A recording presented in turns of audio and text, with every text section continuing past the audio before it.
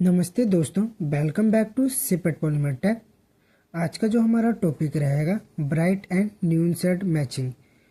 जो हमारा आता है fluorescent pigment heat and light stability. हम जानेंगे ब्राइट और न्यूनसेड देखने में बहुत अट्रैक्टिव लगते हैं, लेकिन इंडस्ट्री में सबसे ज़्यादा रिजेक्ट होने वाले शेड भी यही होते हैं। लैब में परफेक्ट, प्रोडक्शन में डल हो जाता है, वहीं हम देखेंगे सनलाइट में फेड हो जाता है। आज डे 10 में हम इनका रियल साइंस समझेंगे। हम जानेंगे why bright neon shade are risk. Bright shade में प्रॉब्लम्स होती है, हीट से कलर डल हो जाता है, सनलाइट में फेडिंग हो जाता है, shade shift after ageing. Reason simple है, bright shade mostly organic and fluorescent pigment से बनते हैं जो स्टेबल नहीं होते अगर सही तरीके से यूज़ ना किया जाए तो। हम बात करेंगे ब्राइट विनर्स न्यूनसेड। डिफरेंस समझो।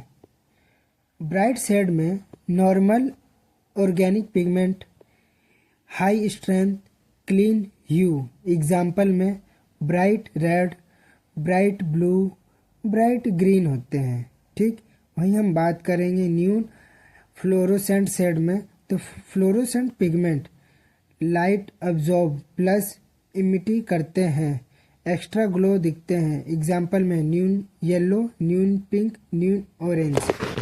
ठीक है, न्यून इज इक्वल ब्राइट से भी ज़्यादा सेंसिटिव होते हैं। Fluorescent pigment deep reality. हम इसकी बात करते हैं प्रॉपर्टीज़ की, तो एक्सट्रीमली ब्राइट होते हैं, आई कैचिंग होती है। हम बात करेंगे वेरी लो हीट रेसिस्टेंस होते हैं, पुअर लाइट फास्टनेस होता, आउटडोर में फेल हो जाते हैं। ठीक है, द हीट इफेक्ट न्यून का सबसे बड़ा दुश्मन होता है। 200 डिग्री सेल्सियस के बाद न्यून डल होने लगता है। एबीएस नायलॉन में न्यून रिस्क होता है।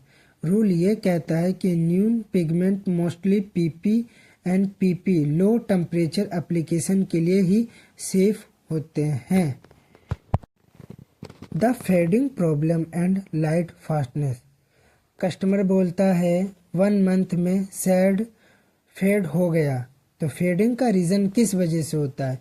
UV exposure, poor pigment quality, no UV stabiliser. इसका सॉल्यूशन क्या है? हाई ग्रेड पिगमेंट होना चाहिए, यूवी स्टेबलाइज़र ऐड करना चाहिए, आउटडोर यूज़ के लिए न्यून अवॉइड करना चाहिए। ब्राइट कलर आउटडोर चाहिए तो इनऑर्गेनिक सपोर्ट कंपलसरी है। ठीक है, bright shade control strength and opacity. Problem 1, bright shade over strong. जब आपका कलर शेड ओवर स्ट्रॉन्ग हो जाए तो उस समय हमें करना चाहिए रिड्यूस पिगमेंट को थोड़ा कम करना चाहिए, फिर हमें वाइट को ऐड करना चाहिए और फिलर को ऐड करना चाहिए। समझ गए? वहीं हम बात करेंगे प्रॉब्लम 2 की। जब हमारा कलर ब्राइट शेड डल हो जाए तो उस समय हमें स्ट्रेंथ पिगमेंट को इंक्रीज करना चाहिए, वहीं हमें अवॉइड ओवर मिक्सिंग करना चाहिए। ठीक है, प्रॉब्लम 3, जब हमारा कलर ब्राइट शेड मडी हो जाए तो उस समय टू मैनी पिगमेंट, ठीक है, और अंडरटोन रॉन्ग होना। ठीक, हमें ब्राइट शेड में क्लीन फॉर्मुलेशन, लेस पिगमेंट। समझ गए? हम बात करते हैं पॉलीमर एंड प्रोसेसिंग इम्पैक्ट क्या पड़ेगा हमारा। प्रोसेसिंग फैक्टर में आता है हाई टेम्परेचर में ब्राइटनेस लॉस होता है, लॉन्ग रिड्यूस टाइम में फेडिंग होता है, मॉइस्चर में डल सरफेस होता है।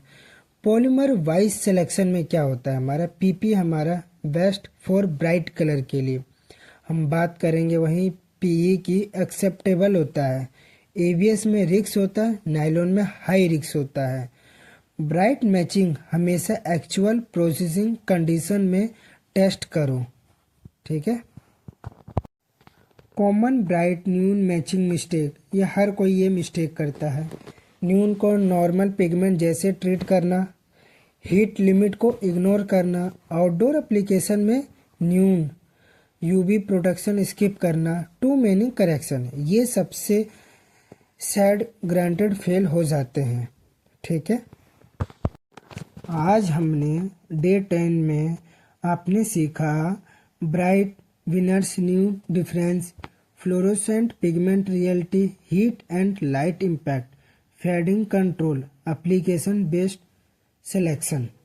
ठीक है, नेक्स्ट डे 11 में हम कवर करेंगे effect pigment, pearl, metallic, silver, gold, flake size control, flow direction and appearance issue.